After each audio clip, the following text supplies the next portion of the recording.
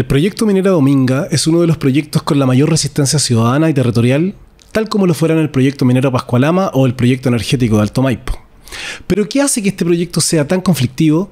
Intereses económicos de gran envergadura que involucran al mismo expresidente Piñera, la venta del proyecto a uno de sus amigos y socio comercial Carlos Delano, condenado por el caso Penta.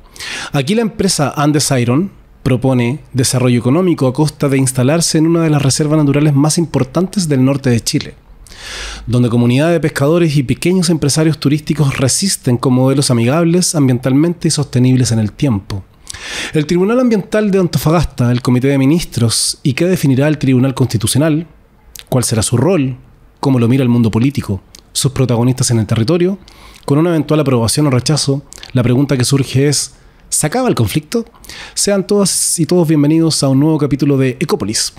Muy buenos días a todas y a todos. Este es un nuevo capítulo de Ecópolis y hoy tenemos a una nueva invitada. Está con nosotros y con nosotras la diputada Carolina Tello. Ella es diputada del distrito número 5 de la región de Coquimbo, del Frente Amplio. Diputada, muchas gracias por acompañarnos hoy día. Muchas gracias a ti por esta invitación. Estoy muy contenta de poder estar en este programa y representar a toda mi región, las 15 comunas de la región de Coquimbo.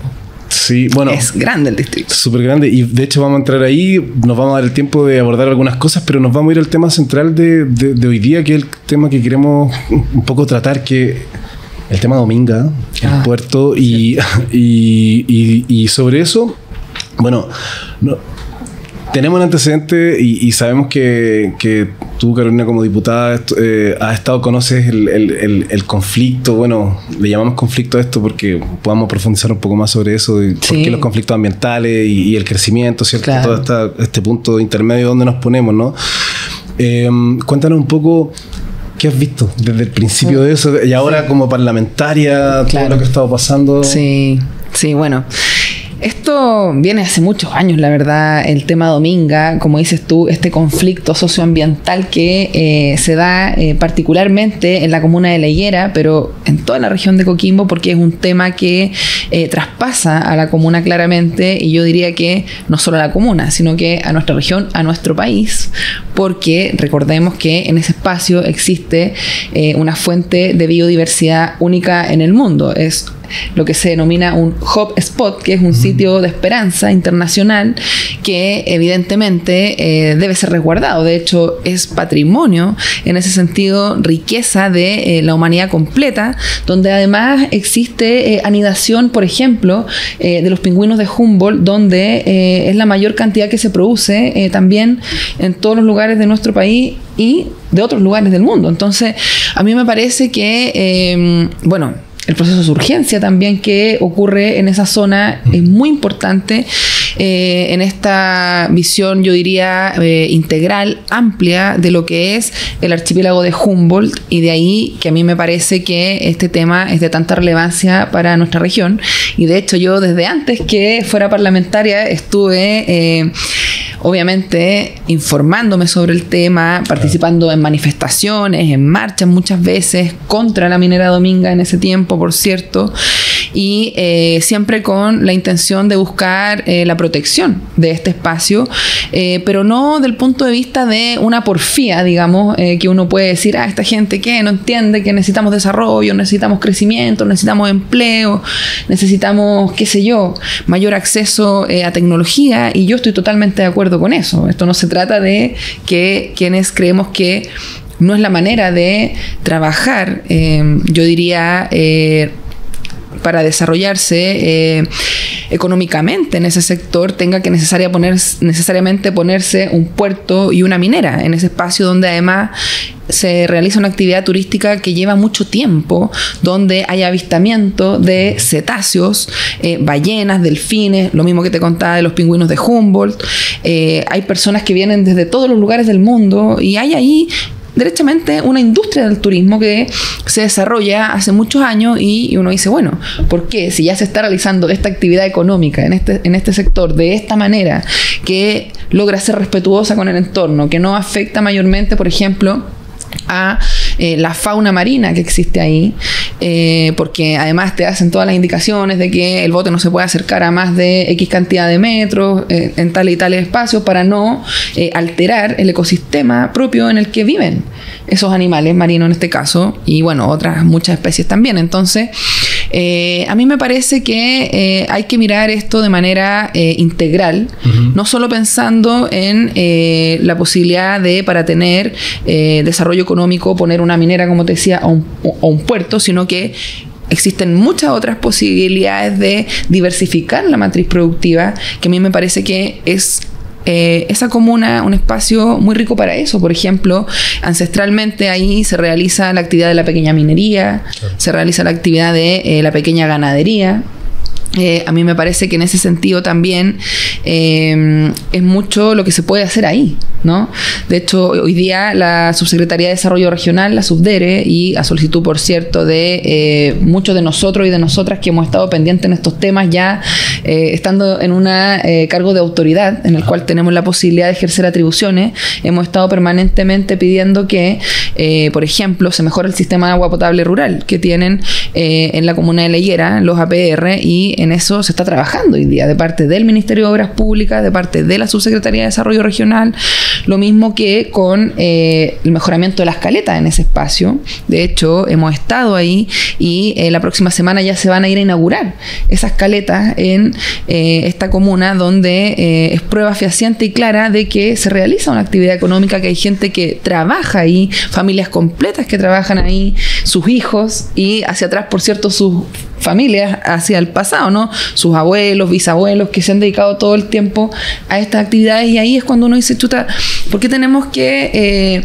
primero llegar de alguna manera a invadir una comunidad que es así como muchos de los dirigentes, vecinos y vecinas nos los han presentado? Yo, como te decía, de antes de ser diputada, que estoy al tanto del proyecto. Bueno, soy abogada de profesión y por tanto siempre nos pedían como, oye, explícanos este fallo que no entendemos, de qué se trata bien, y una hace ahí un trabajo un tanto de como traducción de cierta manera. Porque además son fallos larguísimos, es un proceso que lleva muchos años, de hecho, más de 10 años, es una cosa increíble. Era lo que quería. Ha tenido 3 adendas, o sea, es realmente impresionante. Porque varias veces podemos retomar algunas de las cosas que mencionaste. Dije muchas cosas, porque sí, pero importante, porque como era parte de un poco del contexto general e histórico, entonces, y sobre eso de la historia, a veces surgen preguntas de las cosas que uno lee, bueno, en el seguimiento, ¿no? Sobre todo en este trabajo más bien como socioambiental, dice, bueno, ¿cuál es el punto, digamos, como de conflicto que se genera? Porque es evidente, pero hay una especie como de marco jurídico que soporta el hecho de que una empresa con el nivel digamos, de inversiones que traen, muchas de ellas muy parecidas, ¿no? Las multinacionales en general, sobre todo en el caso de la minería, que es súper grande en Chile, sean privadas o públicas también, porque lo hemos visto en casos de Codelco, etcétera. ¿Cómo se ve el desafío en términos, bueno, desde tu expertise, ¿cierto? Como más desde siendo abogada, pero además también ahora siendo parlamentaria, ¿cómo? La pregunta es esa mirada más bien en términos de profundidad, de mirar el territorio y decir, esto va a volver a pasar, ¿no? O sea, el marco jurídico sigue soportando el hecho de que una empresa avance, sí, porque el sistema de evaluación de impacto ambiental está hecho, sí, está creado para aprobar proyectos. Muy por el contrario, todos los que aprendimos, digamos, medio ambiente desde esa perspectiva en la universidad, sabemos que cuando nos enseñaron derecho ambiental, el derecho ambiental chileno es... Los instrumentos están hechos son de carácter aprobatorio. Por tanto, alguien con mucho dinero puede presentar cualquier proyecto, como lo que está pasando hoy día con Barrick, no sé, en la zona alta de la tercera región. Entonces, ¿cómo vamos a enfrentar eso, no? Y vamos a estar permanentemente haciendo soporte a las comunidades, vamos a ver a otra comunidad que ahora se va a ver potencialmente afectada. Claro. ¿Cómo vienen esos desafíos, sí, en el Congreso? Sí, bueno, de hecho, la ley marco de permisos sectoriales es una respuesta, exacto, justamente a esta problemática de eternizar los procesos administrativos, que entre medio, como en el caso de la minera Dominga, hay procesos judiciales superpuestos, ¿no? Recursos de la Corte de Apelaciones, la Corte Suprema, el Tribunal Ambiental, ¿cierto? O sea, son muchas las instancias que, en definitiva, pueden llegar a ser posibles en un proyecto que tiene, como dices tú, una normativa tan laxa. Por ejemplo, antes de que esté aprobado el proyecto, que es el caso de Minera Dominga, puede ir la empresa y generar, qué sé yo, conversaciones con algunos sectores de la ciudadanía, generar ciertas, qué sé yo, beneficios para ellos en pos de también hacer el proyecto más atractivo, ¿cierto? Que tenga un enganche ahí con la ciudadanía, esta eterna promesa del empleo, ¿cierto? Del acceso a los servicios básicos, que por lo general en estos sectores no son de manera permanente, como la luz, el agua. Es la deuda histórica, exacto, ¿no? Claro. Y de alguna manera viene el privado, ¿cierto? Con esta normativa a, de alguna manera, intentar suplir lo que el Estado, de alguna manera, debiera dar.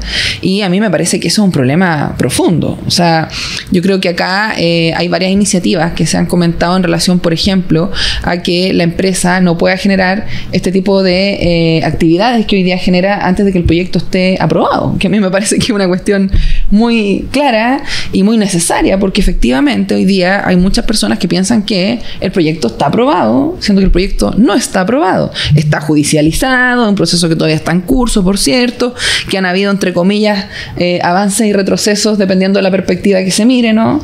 Pero lo objetivo es que lo que tú dices es cierto.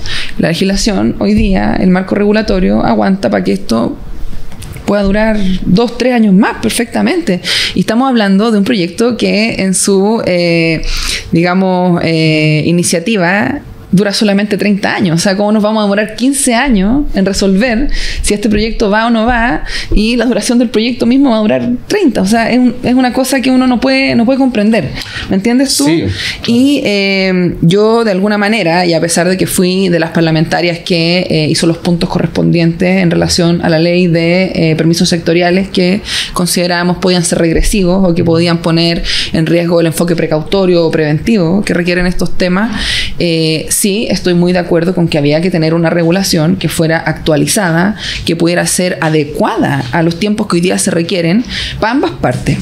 Porque acá no es solo una empresa que se demora en empezar a ejecutar un proyecto, como dices tú, ¿no? De esta lógica aprobatoria, ¿no? Sino que también es una comunidad que se mantiene 12, 13, 14, 15 años en incertidumbre. Y eso genera, y lo sabemos, problemas de salud mental, problemas de...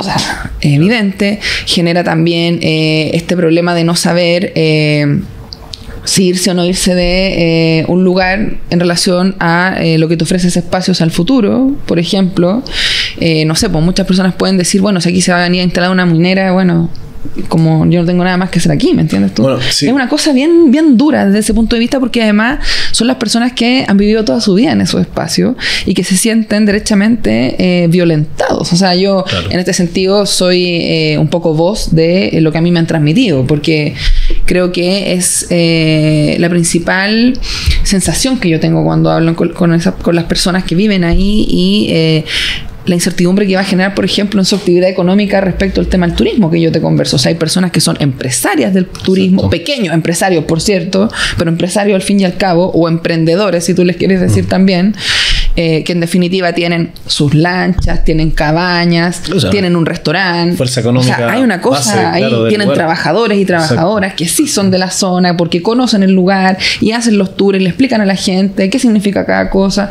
O sea, esa gente también vive en incertidumbre estos mismos 12, 13, 14 años. La gente que tiene sus siembras, ¿no? Aceitunas, sus animales allá. Hay un problema de... Yo sé que ambos hoy día no somos especialistas en esto, no tenemos a alguien como que haya trabajado sobre las bases del urbanismo o más bien como del ordenamiento territorial, pero me salta inmediatamente eso, diputada, sobre... Tenemos un problema de ordenamiento territorial porque...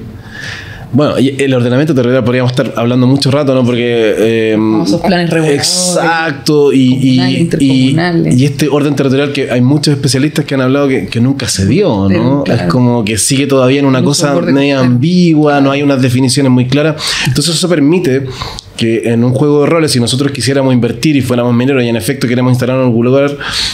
O sea, instalándonos en ese lugar, no vamos a tener muy claro si era el lugar adecuado o no.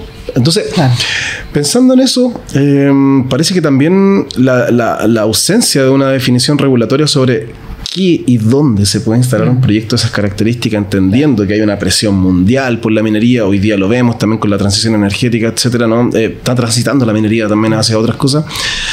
Parece que es posible que en el caso de Dominga se pueda repetir en otros lugares un problema similar, mira, ¿no? Y eso, y ahí lo quiero mandar hacia el desafío como parlamentario, ¿no? Es decir, viendo todo esto, viendo que no hay regulación, ¿dónde vamos a tener que poner los esfuerzos en términos parlamentarios? Es decir, ¿qué cosas vamos a tener que crear? ¿Cómo vamos a tener que empujar a los próximos gobiernos hacia una regulación que pueda definir espacio y que no vuelva a pasar lo que está pasando con Dominga, que le ha pasado a muchas comunidades, ¿no? Claro. Esta ansiedad de decir, ¿cuándo se van a instalar aquí? Claro. Sí. Bueno, mira, yo acá creo que la ley marco de permisos sectoriales es un primer paso desde el punto de vista de reducir los tiempos, y a mí me parece que en ese sentido es relevante para ambas partes. Como te digo, nosotros tenemos una preocupación importante respecto de algunas normas, ¿cierto? También particulares de ese proyecto que lamentablemente el Tribunal Constitucional no acogió a trámite la solicitud. Sin embargo, son temas que siguen estando sobre la mesa y que a nosotros nos parece que debemos robustecer la legislación en la lógica de siempre tener el estándar, ¿cierto?, que se requiere para poder llevar adelante los procesos y los proyectos. A mí me parece que eso es algo que no se puede retroceder. Yo creo que tenemos escasa protección ambiental hoy día en nuestro país, y creo que lejos de, ¿cómo se dice?, disminuirlo, creo que hay que robustecerlo. ¿Y sabes por qué creo que hay que robustecerlo? Porque esta es una cuestión que va más allá.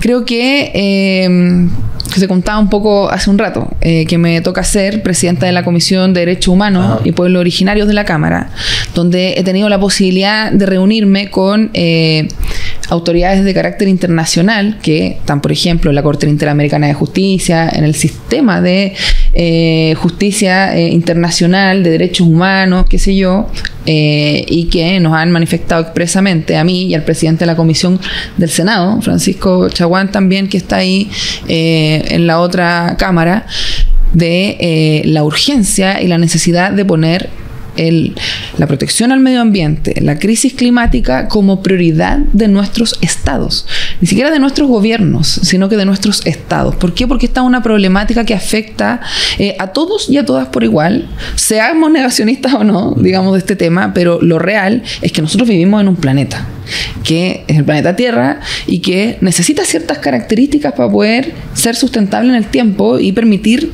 la vida humana. O sea, no solamente el desarrollo económico, sino que tenemos que ver personas en este espacio que permitan seguir haciendo, digamos, lo que se ha venido haciendo durante siglos y siglos, ¿no? Que es vivir, que es desarrollarse, que es ordenar, lo que decías tú, un territorio, que es que existan derechos sociales, que haya una seguridad para las personas que viven en un lugar. O sea, el mundo que hoy día vivimos, ¿no? Y eso hoy día está en riesgo, efectivamente, producto de la crisis climática. Mira lo que está pasando en Montepatria, que es una comuna de mi región, que, dicho por organismos internacionales, es la primera comuna de toda Latinoamérica que tiene migración forzada producto del cambio climático, producto de la escasez hídrica.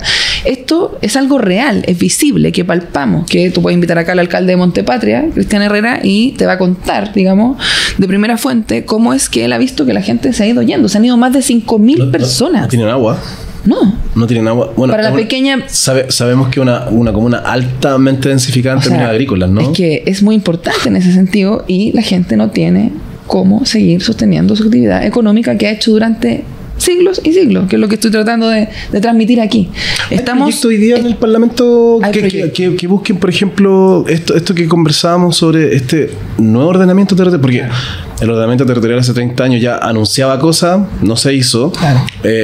Hay ciertas, digamos, necesitamos todo un programa para poder explicar eso, pero hoy día hay algunas cosas que se acerquen a intentar reordenar el territorio con lo que ya tenemos hoy día, con la crisis, con el nivel de precipitaciones a propósito de la región de Coquimbo, ¿no? Que es una región, yo diría como entre semidesértica y en algunas partes ya desértica, que tenía todo un acervo agrícola por el tema del agua, que no sé qué. Y hoy día no lo tenemos. ¿Hay algo que esté asomando en el Congreso, diputada, que busque un poco ese orden, pensando un poco en el contexto regional, ¿no? Porque pueden haber cosas a nivel nacional, pero a nivel regional ¿se está buscando algo así? ¿Un reorden de usos del territorio? Mira, yo creo que legislativamente siempre es más lento porque además tenemos una normativa que hace que tengamos 2 trámites, la Cámara, el Senado, si hay cambio en el Senado devuelve a la Cámara, si hay cambio mixta después vuelve el Senado a la Cámara. Entonces todo lo legislativo, evidentemente, que son esfuerzos que se hacen. Por ejemplo, yo misma presenté una moción para generar una mejor gobernanza de la distribución del agua para quienes tienen hoy día este problema y que están migrando forzadamente porque se les mueren sus animales, se les secan sus siembras o el agua que les llega no es de la calidad que se requiere para poder hacerlo sustentable y que una familia pueda vivir de aquello. Entonces, hemos presentado ese tipo de proyectos, por ejemplo, y lamentablemente en la Comisión de Recursos Hídricos, que es donde se está tramitando ahora y prontamente va a pasar a la Comisión de Agricultura, se votó a favor la idea de legislar, pero la normativa en particular la rechazamos completa. Es una comisión que la dirige un diputado del Partido Republicano, por lo tanto yo podría decir, bueno, ¿qué me podría esperar? Pero la configuración política hoy día hace que los votos sean los que están ahí y lamentablemente para quienes pensamos que es más justo que haya una gobernanza que sea equitativa y que todos y todas puedan tener algún nivel de incidencia en cómo se reparte y en qué se hace con esa agua, sobre todo considerando que el Código de Agua actualmente establece una prelación y prioriza ciertos usos como el consumo humano, por ejemplo, la agricultura familiar campesina, son cosas básicas que permiten la supervivencia. Entonces ahí vemos cómo se aplica aquello en estos contextos donde se superponen, como te decía, siento yo, varias normativas. Se mezcla con el plan regulador comunal, plan regulador intercomunal, reglas de uso del borde costero, que hay esfuerzos que están haciendo hoy día en el Parlamento, particularmente respecto al uso del borde costero, además, que también ahí son bastante más escasos los instrumentos que se tienen. Pero sin embargo, a mí me parece que acá es la voluntad política, siempre, la que debe existir para que estas cosas mejoren. Porque por la vía administrativa es bastante restringido y limitado, ¿cierto? Y además depende de quién esté en ese momento como gobernante de turno. Y lo legislativo tiene esta problemática que, por una parte, el proceso es muy largo, pero por otro, además necesitas los votos en la comisión, en la otra comisión, después en la sala, después en el Senado, y después en las comisiones del Senado, y después de nuevo en el Senado, y después de vuelta. Entonces, por eso yo hablo de voluntad política. O sea, si tenemos claridad de que hoy día la crisis climática, la crisis medioambiental es prioridad para quienes tienen autoridad a nivel internacional, porque se entiende la necesidad de prevalecer en este espacio en el cual nos toca vivir. O sea, creo que es estructural, o sea, creo que es una cuestión central, que cuando escucho candidatos presidenciales como el actual diputado Kaiser, que es negacionista del cambio climático, por ejemplo, me causa esa complejidad de decir, oye, este es el mundo en el que vivimos. O sea, si no vivimos aquí, ¿dónde? En el fondo, ¿qué estamos esperando? ¿Que se vaya toda la gente de Montepatria? ¿A dónde? Y ahí comenzamos con el fenómeno de la migración, ¿no? Y eso genera otras complejidades. Entonces, ¿cómo no nos vamos a ser conscientes de que hoy día tenemos una crisis que es real, que la gente se tiene que ir de los territorios donde está, que no puede seguir viviendo de lo que vivió toda la vida, desarrollando sus actividades económicas ancestrales? Que a mí me parece que además tenemos un deber como Estado de cuidar ese tipo de actividades, además. Entonces, para mí falta mucho, sinceramente. O sea, más allá de que existan iniciativas, de que yo misma pueda haber presentado un proyecto quizá en esta línea y varios más, y hay una deuda importante en este tema. De hecho, mira, estuve con el alcalde de Canela el día lunes acá en la Subdere para poder hacer efectivo e implementar el artículo 12 de la nueva ley marco de cambio climático que se está recién implementando en nuestro país. Imagínate. Desde el punto de vista internacional estamos hablando de la supervivencia humana y nosotros recién estamos pensando en tener una ley marco y cómo implementarla, y todavía no tenemos claridad del ordenamiento territorial, de que cada cierto tiempo además se van cambiando y que va dependiendo de también los vaivenes que tiene el Consejo Regional de turno, ¿cierto? Los municipios de turno. O sea, es muy complejo realmente, y por eso yo creo que el llamado es a mirar realmente qué es lo que estamos viviendo hoy día. A lo mejor acá no es tan visible, no es tan claro. Aquí quizás en Santiago, en la zona central, a pesar de que yo sé que en los sectores rurales de la región metropolitana existen problemas similares a los que tenemos nosotros en la región de Coquimbo, solo que son más invisibilizados. Pero para quienes estamos allá y lo vemos de manera más concreta, a mí me parece que eso es lo que hoy día tenemos que poner en relieve y eso es lo que hoy día tenemos que mirar más allá de cómo le queramos llamar.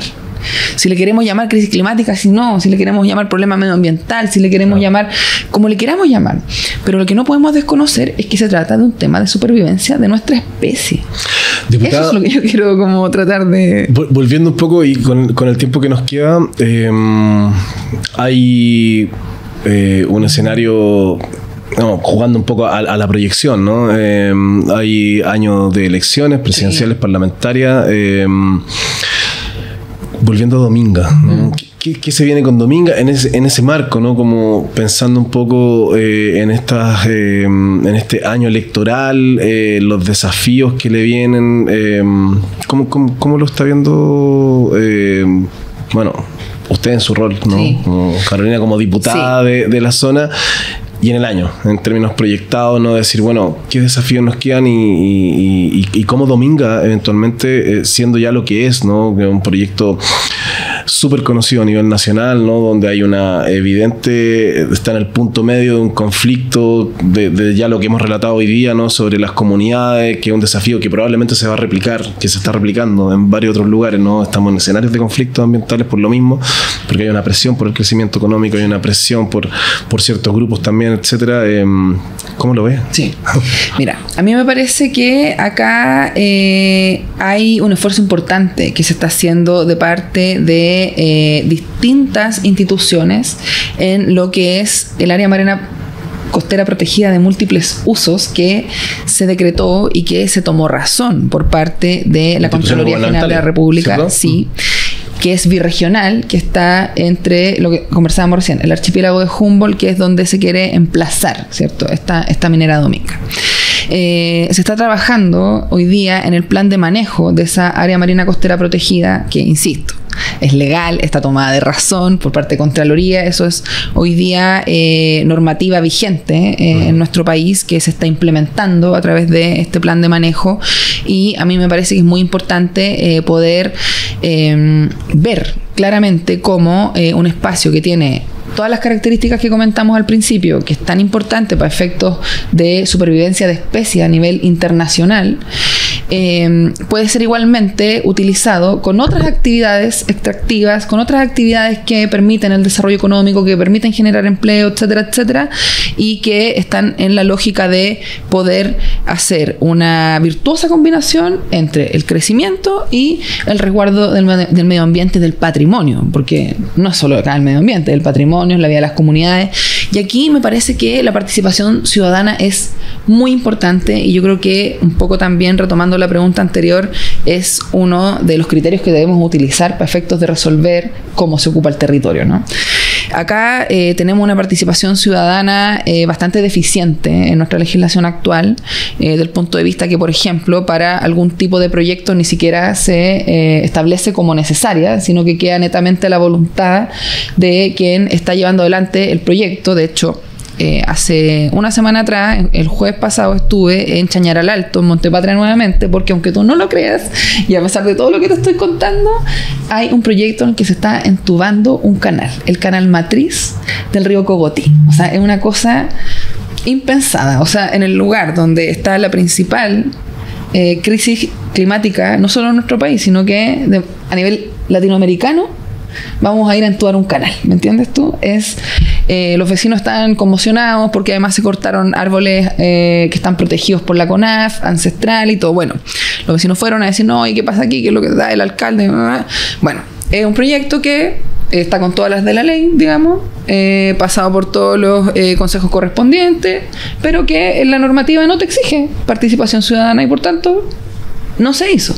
Entonces, acá no se trata de que el privado o quien está a la cabeza del proyecto esté incumpliendo la ley, sino que se trata de que la ley no es lo suficientemente completa para poder abordar estas problemáticas de antemano. Porque mira, se tuvo que hacer una manifestación, la gente la pasó mal, el alcalde se enojó porque evidentemente tampoco él tenía idea de qué es lo que pasaba. Viajamos a Santiago, vinimos acá al Ministerio de Obras Públicas, al Ministerio de Agricultura. Bueno, raya para la suma, el proyecto se puede modificar hasta en un 30%. Ahora hay que iniciar toda una conversación ahí con los regantes, con las personas. ¿Me entiendes tú? Pero ¿Por qué tuvimos que llegar a eso? O sea, el criterio inicial de quién puede invertir, y volviendo a lo inicial. Bueno, y ¿por qué no se hace antes? Eso es lo que te quiero decir. Hay desafío, entonces. Por supuesto, yo creo que ese es uno muy importante, y de hecho la comunidad nos ha pedido que presentemos una iniciativa en ese sentido. Hay varias iniciativas que se han presentado, incluso de antes que yo fuera diputada, evidentemente, en este tema, pero como te digo, nuevamente vuelvo al tema de la voluntad. Necesitamos la voluntad política para que esas iniciativas se aprueben, o que se voten a favor la idea de legislar y se acompañe también en lo que tiene que ver con los cambios de fondo, ¿no? Que tiene que ver, como por ejemplo en este caso, pasar de, mira lo que nosotros decimos participación ciudadana vinculante. O sea, todavía ni siquiera es considerada en todos los proyectos que pasan, digamos, por aprobación de algún canal institucional. ¿Me entiendes tú? Y eso es lo que la gente realmente no entiende. Dicen, pero ¿por qué no nos preguntan antes? Si nosotros somos los que vivimos acá.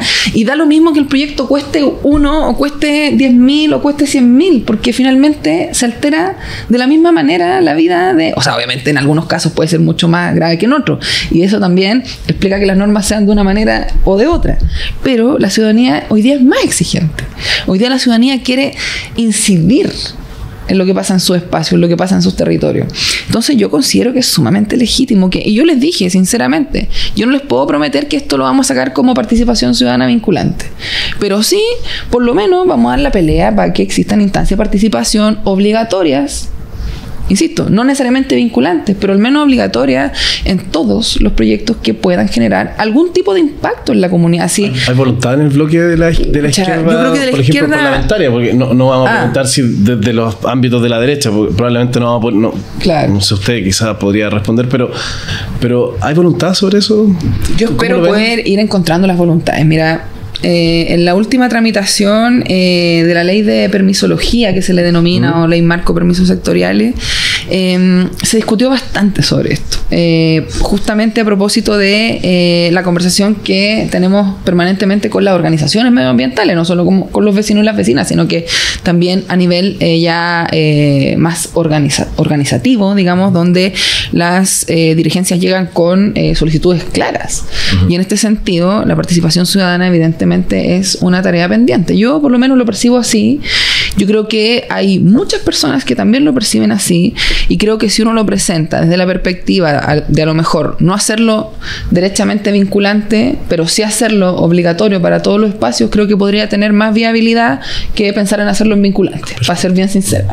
Y creo que es un paso. Yo creo que no se trata de ser entreguista o qué sé yo, sino que estas cuestiones se tienen que ir construyendo también de manera progresiva, porque de lo contrario no se encuentra la voluntad política, que es lo que necesitamos para poder hacer avanzar estos temas que son sumamente sensibles y que muchas veces se acusa ideología política en estos temas, porque... O por el otro lado, la intención solo de la acumulación excesiva del capital, que lo hemos estado hablando aquí, de las multinacionales. Pero bueno, diputado, nos queda un minuto en esa cámara. Lo que quiera decir, hable a su gente en Coquimbo. Me imagino que va ahora a la reelección, ¿no? Como diputada. Bueno, entonces en un minuto coméntele, digamos, sobre esto, lo que quiera decir. Por favor. Bueno. Primero, agradecer el espacio, la confianza, el poder hablar del trabajo que hacemos desde el Parlamento, desde la bancada de Acción Climática. Hemos podido generar algunas iniciativas como para poder democratizar el acceso al agua, para poder proteger de mejor manera los ecosistemas a través de iniciativas para seguir protegiendo los humedales, que también es una tarea que está ahí avanzando, pero que sabemos que todavía falta. Lo mismo con la implementación de la ley marco de cambio climático. Ahí tenemos un trabajo muy importante con los municipios que hacer. En la región de Coquimbo ya partió en Magallanes, y hay algunas regiones que también están trabajando en esto, y siempre mi trabajo va a ser en la línea de ampliar la incidencia a través de, ojalá, poder también presentar un proyecto de iniciativa ciudadana de ley. A mí me parece que junto con la participación ciudadana que estábamos conversando recién, creo que esa también es una herramienta que falta en nuestro país para poder hacer que las personas tengan voz directamente Yo en particular trato de ser una representante, una vocera de lo que percibo en el territorio, muchas veces más allá de lo que uno mismo tiene una idea. Yo creo que en ese sentido la labor representativa es muy importante y tiene que ser fiel a lo que uno ve en el territorio. Sin embargo, me parece que también es muy necesario que las personas puedan hacer una solicitud directa, por ejemplo, si logran una cantidad de firmas como se hizo para la convención constitucional, ¿te acuerdas tú? Me parece que es perfectamente legítimo que puedan iniciar una iniciativa de esas características y nosotros como parlamentarios tengamos el deber de tramitarla. Entonces, bueno, muchos desafíos que quedan por delante y por eso tengo muchas ganas de ir a la elección, porque siento que de a poquito se avanza, de a poquito se ponen temas sobre la mesa que a veces nunca antes se habían puesto sobre la mesa. Por ejemplo, esto de Montepatria que yo te cuento es un informe antiguo, pero yo siento que nunca nadie antes lo había puesto sobre la mesa. Entonces, cuando uno logra instalar esos temas, que son temas país, temas quizás incluso internacionales, como te decía, uno dice, no, hay que seguir trabajando, y bueno, y a veces son complejos los desafíos, porque por ejemplo, igual es triste para nosotros que se hayan aprobado, por ejemplo, las normas que estábamos conversando hace un rato, pero eso no nos va a hacer bajar los brazos. En definitiva, lo que vamos a seguir haciendo es seguir legislando,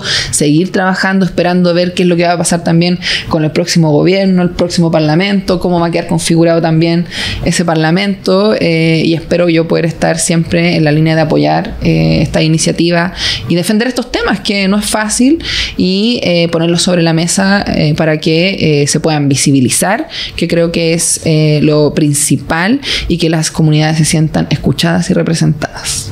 Diputada Carolina Tello, muchas gracias por acompañarnos hoy día en Ecopolis. No, muchas gracias a ti. Que les vaya excelente y mucho éxito en este programa que me parece muy necesario y muy interesante. Muchas gracias. Bueno, muy buenos días. Siguiendo con nuestras entrevistas de hoy en este programa Ecopolis dedicado al proyecto y el conflicto por la minera Dominga y su puerto.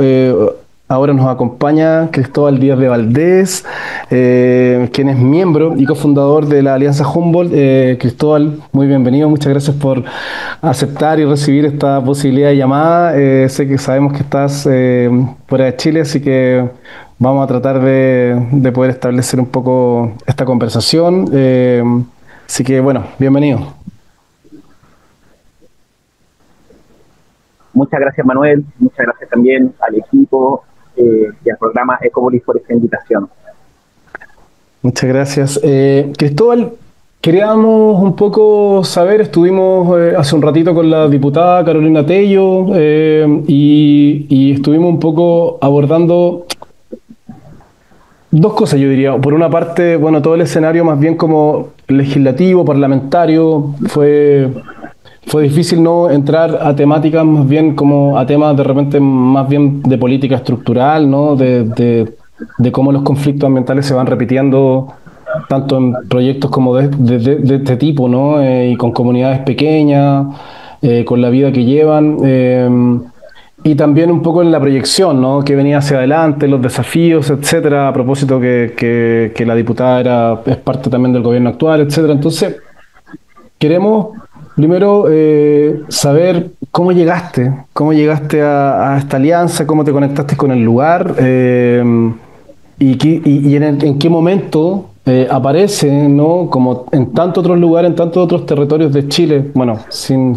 ir más lejos de Latinoamérica, de repente estos proyectos gigantescos que alteran, que generan una tremenda ansiedad, ¿no? Y empieza este tira y afloja de si se van a instalar, si no se van a instalar, y todo lo que eso trae consigo, ¿no? Un poco en función de la matriz y bueno, es por donde queremos partir, ¿no? ¿Cómo llegaste? ¿Cómo está y cuál fue la historia que te vincula con ese espacio y ya hasta hoy día, ¿no? Así que eso.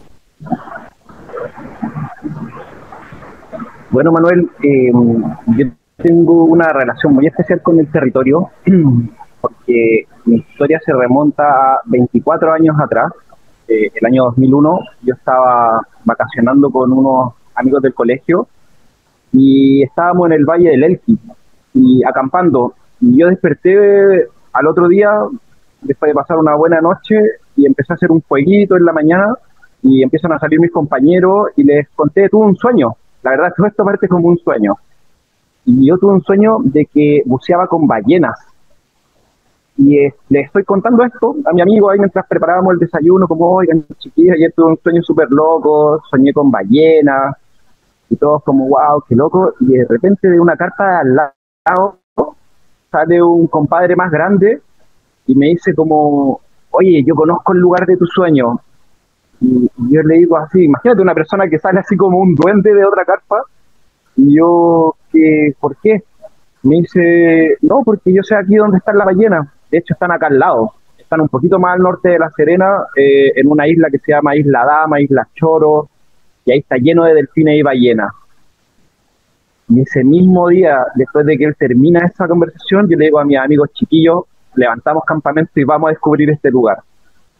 Y partimos, por año 2001, había solo una huella de tierra, estábamos recién, yo iba como en cuarto medio, tenía otros amigos porque eran compañeros del curso de mi hermano que era un año más grande, nos habíamos conseguido auto con el papá, típico esto que está como en esa época, como empezando a salir, a acampar, y partimos a Punta Choro, y claro, cuando llegamos era un pueblito de algunas calles, la plaza, todo esto, calles de tierra, y nos quedamos al frente de la isla, y veíamos que emanaba una luz de las islas, y todos súper sorprendidos. Y ahí no teníamos plata, y cruzar a la isla en un bote costaba 10.000 pesos por cabeza. Y nosotros éramos 5 y eran 50 lucas, que con eso en esa época se nos hacía la mitad del viaje, pues para pagar benzina y todo.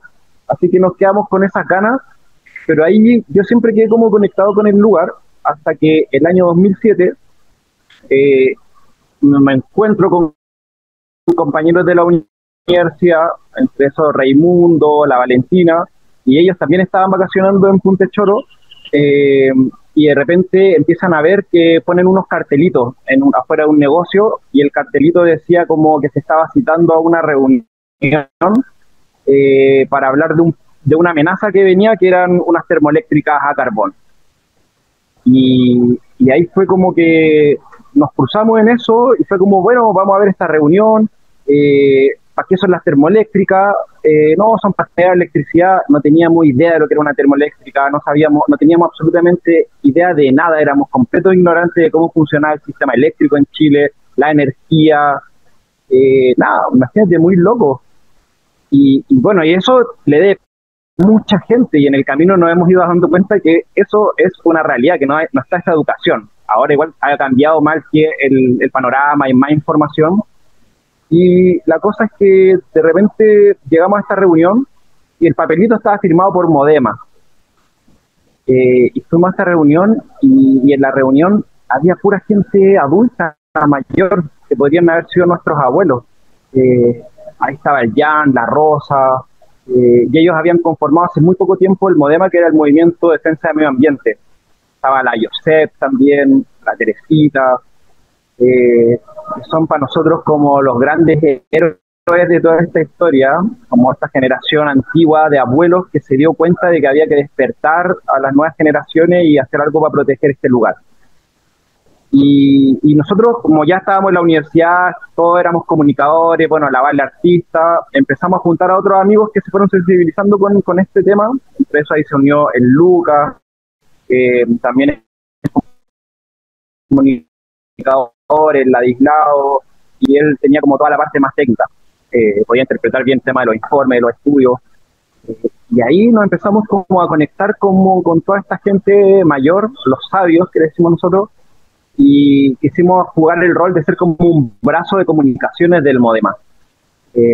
Ya a esa altura conocimos la isla, buceamos con los delfines, nos bañamos en la Isla Dama, buceamos con ballenas. Entonces empezamos a generar un pacto con la naturaleza.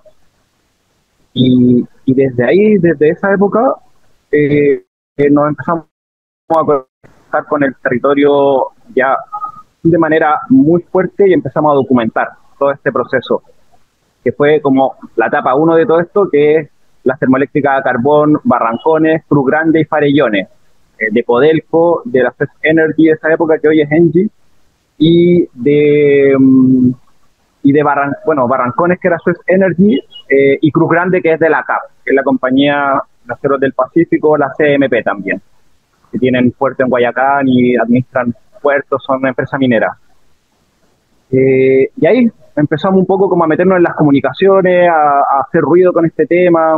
Se empezó a movilizar la gente del territorio, la gente de los otros poblados de la comuna de Liguera, conexiones con Chañaral de Aceituno, que pertenece a Freirina, que es la región de Atacama, gente de Coquimbo, de La Serena, Santiago, y bueno, toda esa historia que conocemos que agarró vuelo y terminó con este llamado telefónico de Piñera bajando el proyecto de Barrancones. Eso es donde quería llegar. ¿En qué momento aparece Minera Dominga con su proyecto, el puerto, ese enlace, como para poder entenderlo? ¿Y qué les pasa a ustedes en todo esto, no? Como ya estaban ahí, con toda esta historia que nos cuentan, había todo un vínculo, un trabajo. ¿En qué momento aparece esto, no? Y ya después para entrar de lleno como al desarrollo de eso y todo lo que ha estado pasando hasta hoy día. Ahora, dentro de esto yo quiero dejar súper en claro que nosotros somos ciudadanos común y corriente, y luego viene este concepto de ser activista solamente por estar activos nomás. Y finalmente ser activista significa eso, estar activo frente a un tema de importancia.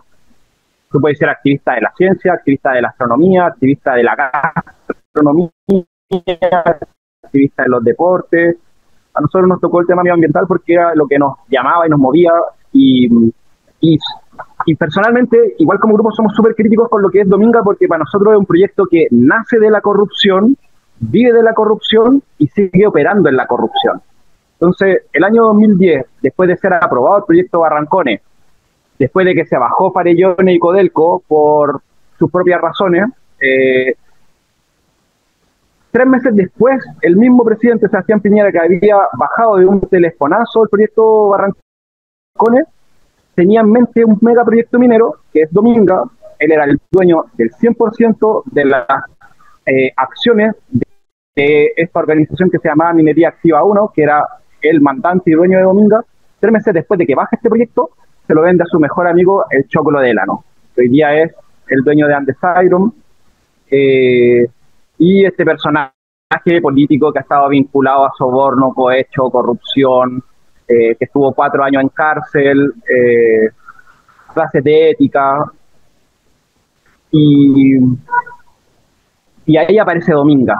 Aparece este proyecto muy mal hecho desde el punto de vista técnico, con una estrategia de comunicación muy agresiva y con esta técnica de divide para vencer.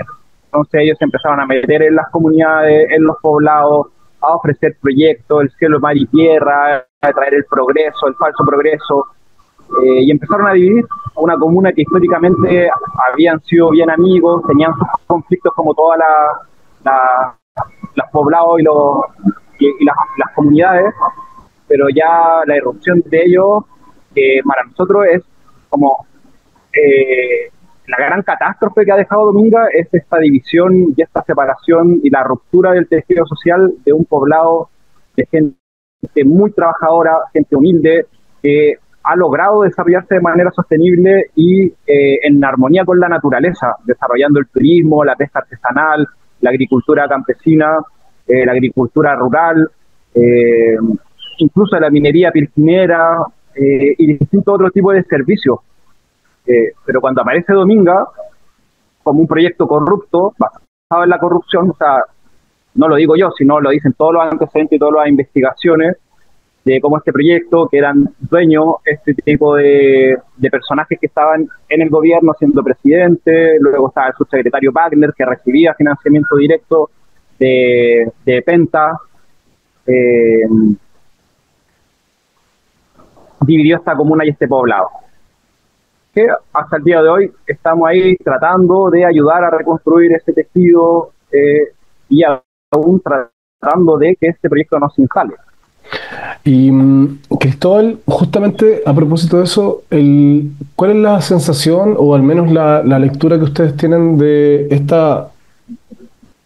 como diagnóstico que hacen algunas autoridades de la época y gente de las noticias que tenemos en antecedentes sobre esta división, ¿no? Que hay algunas personas que apoyan sea ahí en ese territorio que apoyan la instalación de un tipo de este proyecto. Siempre los hay, ¿no? Siempre hay personas que van a querer, digamos, sacrificar incluso sus propios territorios por esta idea de que lo que comentas tú sobre el progreso, ¿no? Y el ingreso económico, bueno, todo lo que ya sabemos, ¿no? Sin dimensionar, sin con profundidad mirar lo que significa sacrificar un territorio por dinero, más cuando sabemos cómo se reparte, ¿no? Y qué es lo que está detrás de una acumulación excesiva. Eh, ¿Cuál es la lectura que tienen ustedes sobre eso? Y entendiendo también lo de la región, ¿no? Que hay gente dentro de la misma región incluso que dice lo importante que sería. ¿Cómo lo ven ustedes? ¿Cómo sienten eso? Te lo pregunto. También hemos estado en trabajo del activismo, tal como lo mencionas tú. Entonces, ¿cómo se hace, ¿no? ¿Cómo se sigue adelante cuando, asumiendo que hay personas también, pueden ser la mitad, menos, una porción pequeña de la población que sí está de acuerdo con que algo de esas características, de esas dimensiones se instale en este espacio? Y después te quiero llevar al espacio también más como el contexto natural y la importancia en términos patrimoniales y cómo se sostiene la vida en el lugar, ¿no? ¿Cómo lo sienten eso de esas personas, esa división de tendencias, ¿no? De ver diferentes necesidades? ¿Cómo la abordan? O tú, en particular, Mira, Cristóbal. tremendamente violento. Ese es el cáncer de Dominga. O sea, no, súper violento. Y yo te puedo asegurar que en ese territorio, de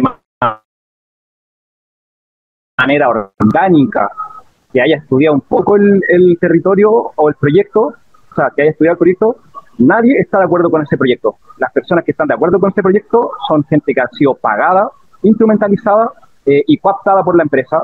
Y la estrategia de la empresa ha sido crear organizaciones para poder validarse dentro de la comunidad y instrumentalizarla. Además, han irrumpido con los medios, financiando y pagando muchos medios regionales, los cuales sin ningún pelo en la boca le da lo mismo repetir y repetir todos estos argumentos del crecimiento y de que van a traer progreso.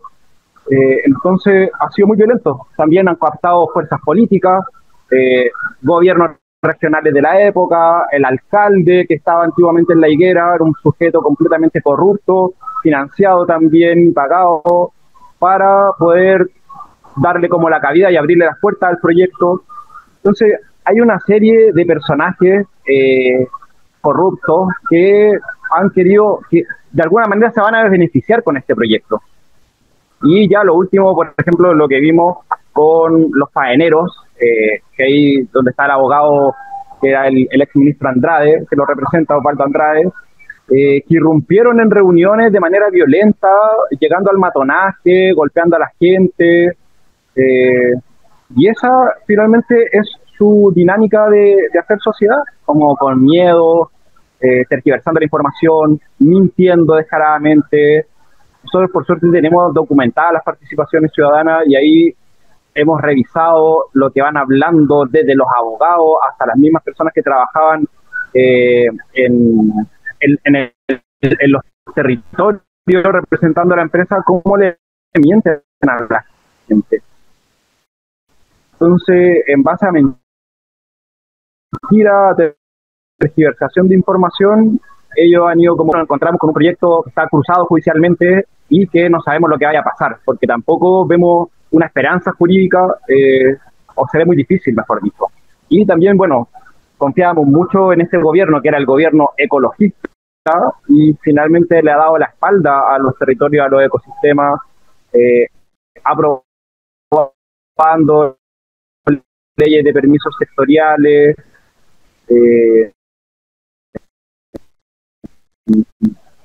y por lo tanto vemos que el panorama está complejo, pero tenemos ni siquiera un proyecto que ellos sepan desarrollarlo, porque es algo que en un territorio tan sensible como ese no se puede desarrollar de manera fácil, y es un proyecto que está en constante venta. Ellos lo único que quieren son los permisos para venderlo. Entonces ahí también quiero hacer un llamado a la gente como a despertar también, porque ese proyecto no lo van a ejecutar ellos, no tienen la experiencia, no tienen ninguna experiencia en minería, y el hierro no es un mineral estratégico para Chile, y ahí lo único que quieren son los permisos para los puertos y ya. Cristóbal, bueno, Sí, podríamos estar hablando mucho tiempo. Muy interesante, sobre todo desde una perspectiva, o sea, cómo eso se repite en otros lugares, ¿no? Es la misma lógica, ¿no? Aquí lo que opera, lo que vemos, es más que una cosa estratégica sobre un eje de algo que tiene que ver con el desarrollo estructural del país, por ejemplo, en el caso minero, que es súper fuerte en Chile, sino que vemos una repetición de patrones que tienen que ver con cómo se destruyen aquellas comunidades a partir de eso, ¿no? De personas y cómo hay corrupción evidente, registrada, etcétera. Entonces, llevándote un poco allá y ya pensando un poco ya como entrando a la fase más final de esta entrevista, preguntarte eh, ¿cómo ven ustedes para adelante el panorama ahora, de aquí a lo que viene? ¿Cómo personas con las que ustedes están trabajando, con las que se conectan, con todos los años que ya nos mencionaste en el espacio, qué viene, ¿no? ¿Qué viene? Ya sabemos un poco a partir de lo que estuviste comentando sobre, bueno, lo del gobierno ecologista, la ley de marco de permisos sectoriales, cómo las cosas se quieren agilizar, pero se van desvistiendo algunas otras. Eso ya es un análisis que es mucho más profundo. Ni siquiera creo que es de nosotros dos hoy día aquí, sino que lo dicen, digamos, todos los análisis. Y sobre eso, pensando también un poco en esta minería, ¿no? En este punto de encuentro, si quieres acercarte también a esa posibilidad de poder analizar desde ahí, pararse del lugar y decir, ¿cómo avanza un país que depende de un desarrollo que es prácticamente en su base económico, que tiene este juego de poder entre la izquierda y la derecha, donde en realidad parece que todos apuntan al mismo lugar? ¿Qué viene para usted en eso y qué viene en el panorama general del país, ¿no? Como si pudieras también mencionarlo y mirar todo esto y decir, bueno, ¿qué hay que hacer, ¿no? ¿Cómo enfrentar las políticas, cómo enfrentar la política estructural para abordar esta problemática tan fuerte de que algo como esto no vuelva a pasar en otro lugar o que no se repita, que yo lo veo bastante difícil, digamos, esto lo digo muy en personal.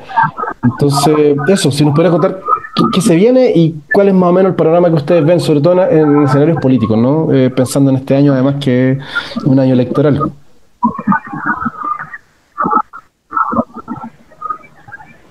Bueno, mira, a nivel de disputa de narrativa, yo también quiero dejar en claro que Chile no es un país minero. La minería es mucho más que eso y tenemos que entrar a disputar esa narrativa, porque no podemos seguir repitiendo de que Chile es un país minero y que la minería es el sueldo de Chile. No, Chile es un país muy largo, con mucha riqueza y sobre todo riqueza natural de su gente, de la agricultura, del turismo, de distintos tipos de servicios. Hay que recordar que hace años atrás el 60% del Producto Interno Bruto del país lo suministraban servicios. Entonces también es un país de servicios donde hay mucha capacidad técnica y creativa, y tenemos que salir de la lógica del extractivismo. Este país, si realmente quiere crecer, tiene que salir de esa lógica y comenzar a diversificar mucho más sus actividades económicas y productivas.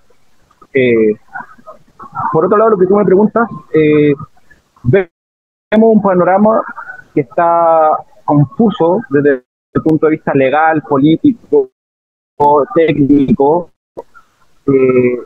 pero los territorios siempre van a estar ahí y siempre van a defender su territorio.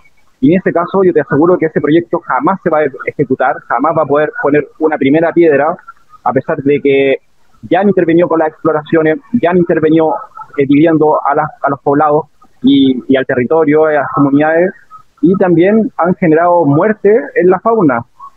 Quiero de eso recordar que producto de la intervención de Dominga han muerto 6 guanacos contabilizados, que es una especie bandera y una especie protegida. Entonces es un proyecto que jamás va a ver la luz, porque lo vamos a defender hasta la muerte. Y no solamente nosotros, la gente del territorio, que es la gente que realmente no ha aparecido en esta historia, es la gente que está más tranquila, la gente que sigue trabajando en el mar, haciendo lo suyo, pero en algún momento se va a despertar y ese golpe va a ser fuerte. Y ahí se van a dar cuenta, ahí cuando se despierte el espíritu de Carlos Vega como pescador y de varios pescadores que hay ahí que se mantienen calladitos, bajo perfil, así como el espíritu de Rosa Rojas también, son espíritus que están vivos ahí, y el espíritu chango y el espíritu de la naturaleza, que son fuerzas que el control político, el gran capital desconoce, pero que se van a encontrar finalmente con ellas. Entonces, nosotros vamos a luchar hasta la muerte en esto, vamos a utilizar todas nuestras fuerzas y nuestras creatividades y todo lo que tengamos a la mano para impedir la destrucción de este ecosistema.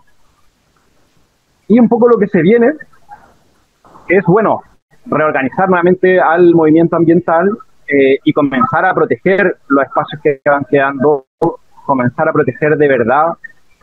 Nosotros queremos levantar una propuesta de salvaguarda que vienen a ser una especie de escudos para proteger a las comunidades, a los ecosistemas y a los territorios, y también para velar por los proyectos de inversión, para que los empresarios, el mundo de las inversiones, sepa cómo plantear sus proyectos y también entienda de que hay en lugares que se pueden desarrollar proyectos y hay otros lugares que realmente no se pueden desarrollar proyectos y que no son compatibles con esos proyectos. ¿Ah? O sea, te voy a poner un caso. Lo que pasa en Paraná, donde tenemos una industria de la astronomía, donde están los observatorios astronómicos más importantes del mundo, donde se ha llegado a un acuerdo, ¿sí?, con grandes capitales de la Unión Europea, de todo el mundo científico de la astronomía, de que tenemos que cuidar esos cielos, para cuidar también una inversión y para también poder cuidar los estudios que hay hacia la galaxia. No puede venir una empresa a instalar un parque eólico para abastecer o para generar hidrógeno. O sea, eso no es compatible porque ahí está interviniendo directamente con una industria que es productiva y que está generando un aporte a la comunidad y al mundo. Entonces, nosotros lo que queremos ahora es levantar una propuesta ciudadana y desde las comunidades y los territorios para realmente acá generar una especie de ordenamiento territorial y también unas salvaguardas culturales, sociales, económicas, para poder realmente tener las reglas claras de juego, que es finalmente donde está entrampado y donde constantemente y en un bucle estamos en esto, conflicto medioambiental, megaproyecto. Por otro lado, también queremos plantear de que hay que cambiar la lógica de pasar del omega al omega, en este proceso, por ejemplo, que estamos viendo ahora de transición energética, que queremos descarbonizar la materia energética, ver con megaproyectos de hidrógeno, megaproyectos de energía renovable, que si no se hacen bien, van a seguir teniendo problemas, se van a judicializar, las comunidades se los van a tomar, y ahí vamos a estar entrampados nuevamente. Y lo último que se tiene que hacer es tomar los espacios políticos y los espacios de poder para ordenar este circo romano en el que vivimos de política. Y necesitamos gente seria, comprometida, que empiece a poblar y a tomar los espacios desde los gobiernos comunales, desde las municipalidades, los gobiernos locales, los gobiernos regionales, los gobiernos actuales, la institucionalidad y el Estado, finalmente. Súper. Cristóbal, que desde eso, hacerte la última pregunta ya para que pasemos como digamos, a darte el minuto que le damos a todas las personas al final como para mandar algún mensaje. Quería solo hacer un punto de lo que mencionaba.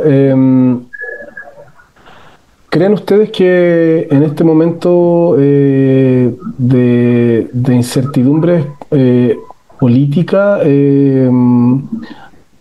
hay alguna posibilidad de que...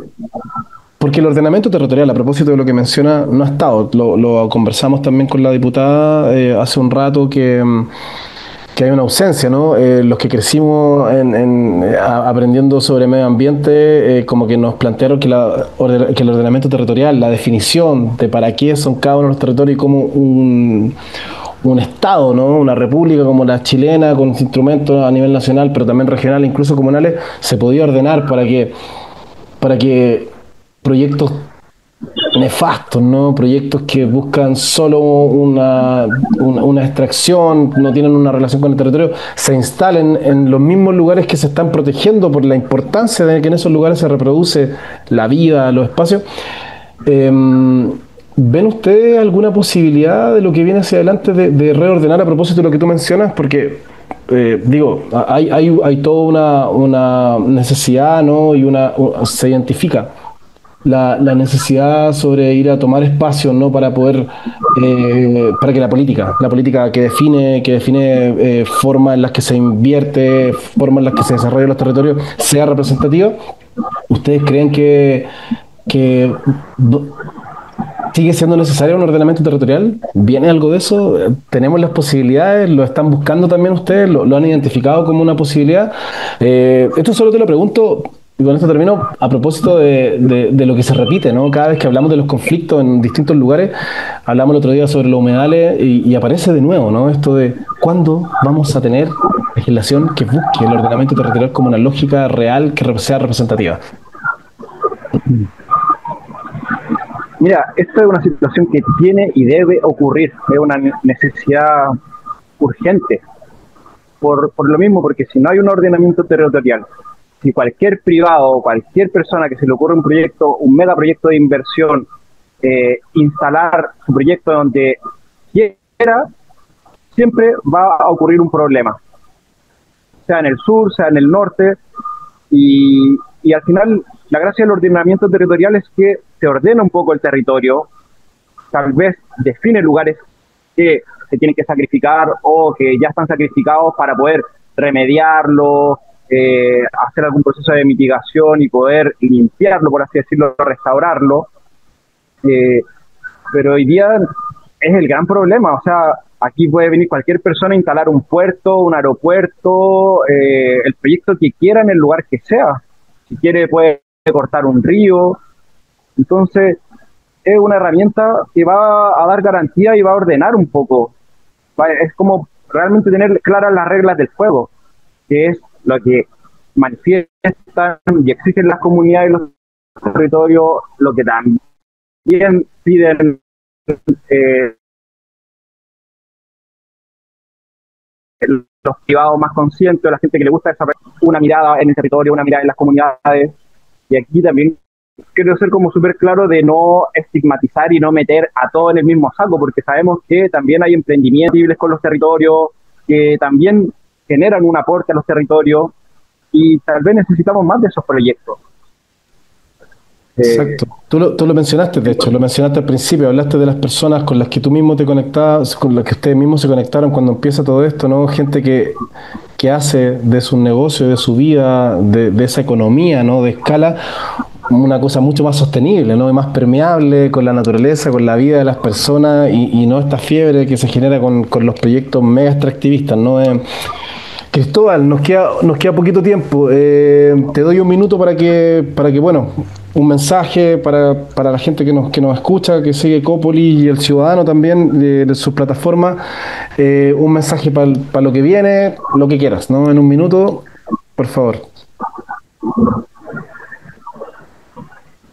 Sí, quiero mandar un mensaje a todo el mundo político, sobre todo a las próximas cabezas que van a asumir la producción de Chile. No podemos seguir dependiendo del extractivismo y de estar explotando materias primas para exportar.